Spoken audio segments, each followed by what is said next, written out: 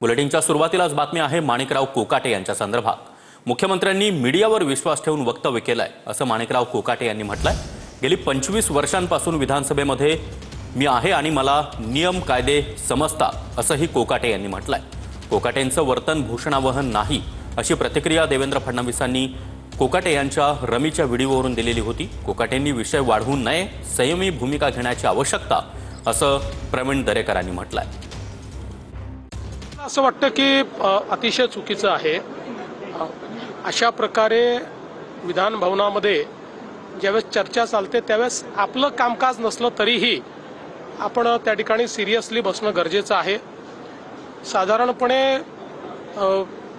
एखादे वेळेस असं होतं की तुम्ही कागदपत्र वाचता, बाकी गोष्टी वाचता, पण रमी खेळतानाचा व्हिडिओ हा काही निश्चितच योग्य नाही। अर्थात त्यांनी त्या ठिकाणी खुलासा देखील दिलेला आहे की मी काही रमी खेळत नव्हतो, अचानक ती पॉपअप झाली। पण ते जरी त्यांनी सांगितलेलं असलं तरी एकूण जे काही घडलेलं आहे ते काही आम्हाला भूषणावं नाही। बरोबर आहे, मुख्यमंत्र्यांना ब्रीफ मी या ठिकाणी केलेलं नाही, माझ्याकडून मुख्यमंत्र्यांना सांगण्यात आलेलं नाही आणि त्यांच्याकडून चौकशी पण झालेली नाहीये। त्यामुळे त्यांचा समज होणं साहजिक आहे। मीडियावरती विश्वास ठेवून माननीय मुख्यमंत्री महोदयांनी स्टेटमेंट केलेलं दिसतंय, परंतु तसं प्रकारचं कुठलंही काम मी या ठिकाणी खेळलो नाही आणि खेळणं बरोबर नाही। मी 25 वर्षापासून विधानसभेमध्ये आहे। विधानसभेचे नियम कायदे मला सगळे समजतात। विधानसभेमध्ये काय करावं, विधानसभेमध्ये काय करू नये, विधान परिषदेमध्ये काय करावं, काय करू नये याच्या नियमाची मला पूर्णपणे काळजी आहे आणि हे 25 वर्षापासून मी ते नियम पाळतो। आता सुद्धा मी नियम पाळलेले आहेत। या विषयावर आपली बाजू आणखी ताकदीनं मांडण्यापेक्षा मला वाटतं आपण दिलगिरी व्यक्त करून जनतेच्या भावनांचा आदर केला पाहिजे। परंतु मला वाटतं आता पुन्हा ओगाळून मीच केलेले योग्य आहे असं काही सांगण्याचा खटाटोप करण्याची आवश्यकता असं मला वाटत नाहीये। विनाकारण विषय त्यांनी आपल्या बाजूने वाढवू नये असं माझा त्यांना मित्रत्वाचा सल्ला किंवा विनंती राहील। प्रश्न असा आहे, राजीनामा देण्यासारखं घडलं काय? राजीनामा देण्यासारखं घडलं काय? मी काय कोणाचा विनयभंग केलेला आहे, मी चोर केलेलं आहे, शेतकऱ्यांच्या विरोधात निर्णय घेतलेला आहे, माझी काय पार्श्वभूमी गुन्हेगारीची आहे? काय झालं काय असं? एक फक्त फोटो ज्याचा व्हिडिओ त्यांनी रेकॉर्ड केला विरोधकांनी, त्यांना तर मी कोर्टात खेचणार, अब्रू नुकसानीचा दावा पण दाखल करणार आहे।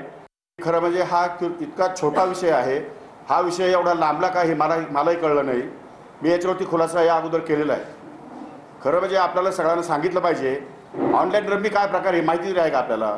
ऑनलाईन रम्मी खेळत असताना त्याला मोबाईल नंबर त्याला हे करावा लागतो, त्याला जॉईन करावा लागतो आणि त्या दृष्टिकोनातून कुठेही चौकशी केली तर ज्या दिवसापासून ऑनलाईन रमी सुरू झाली आहे त्या दिवसापासून आज तागत 1 रुपयाची सुद्धा रमी मी या ठिकाणी खेळलेलो नाही। मला रमी खेळताच येत नाही। त्यामुळे अशा प्रकारचा आरोप तो एकदम बिनबुडाचा आहे, चुकीचा आहे। मुख्यमंत्री, उपमुख्यमंत्री, विधानसभा अध्यक्ष, विधान परिषद सभापतींना देखील पत्र देणार असल्याचं माणिकराव कोकाटे यांनी म्हटलंय।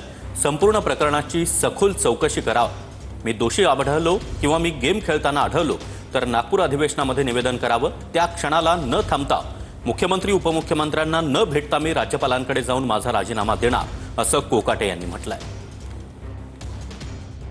मी आता माननीय मुख्यमंत्री, माननीय उपमुख्यमंत्री, माननीय सभापती आणि माननीय अध्यक्ष विधानसभा या चौघांनाही लिखित पत्र देणार आहे। या संपूर्ण प्रकरणाची सखोल चौकशी होण्याची आवश्यकता आहे। त्यामुळे माझ्या पत्राच्या आधारे आपण चौकशी करावी। जर मी ऑनलाईन रमी खेळत असेल आणि मी जर दोषी सापडलो तर नागपूरच्या अधिवेशनामध्ये उपमुख्यमंत्री किंवा मुख्यमंत्री दोघांपैकी कोणी एकाने निवेदन करावं। त्या क्षणाला न थांबता मंत्री आणि उपमुख्यमंत्री आणि मुख्यमंत्र्यांना न भेटता राज्यपालाकडे जाऊन मी माझा राजीनामा सादर करेन। आता कोकाटेजीने स्वतः आपली भूमिका व्यक्त केली आहे, त्यामुळं देवेंद्रजींनी सांगितलं आहे की या विषयाची चौकशी करतील आणि यात काही तथ्य आढळलं तर कोकाटेजीने आपला त्या ठिकाणी म्हणणं मांडलं, तर त्यामुळे मी काय त्या विषयात बोलणे काही